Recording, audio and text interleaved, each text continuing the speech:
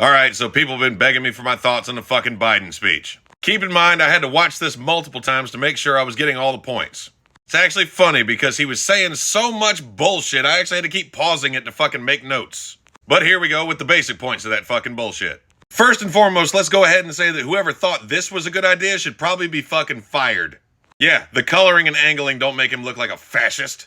Definitely paints him in a reasonable fucking view. He lost me almost immediately when he kept saying, "we the people." He kept using that phrase, and I'm convinced he doesn't know what it means. I say "we the people" all the time, and you know I'm for the people. He's really not. The main problem I had with this was he delivered a 25-minute, very divisive speech that alienated 71 million people. I lost count of how many times he actually said Donald Trump and the MAGA Republicans. I'm going to preface what I'm about to say by saying that I don't actually support Donald Trump. I think he's better than Biden, but semantics. 4 minutes into this fucking speech, he said Donald Trump and MAGA Republicans were an extremist group and a threat to the United States. That they were going to extinguish the very flames of liberty. This said by a person who is actively trying to take your fucking freedoms away. Basically what I got from this was everybody that doesn't agree with Joe Biden is a threat. Wow, that sounds like somebody else I know from history. He said, and I quote, "I'm an American president." He said this while demonizing 71 million voters. He also touched on the fact that Donald Trump and the MAGA Republicans don't believe in the Constitution.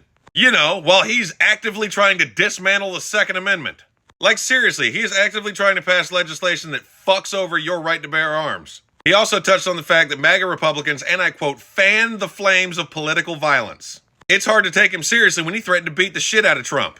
And his party held up a picture of Donald Trump's severed head. Talk about the pot calling the kettle black. He demonized Trump supporters for attacking law enforcement.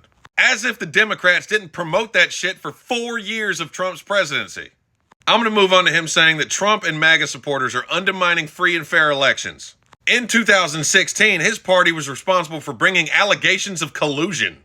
Guess that either they win or they were cheated doesn't apply to Democrats.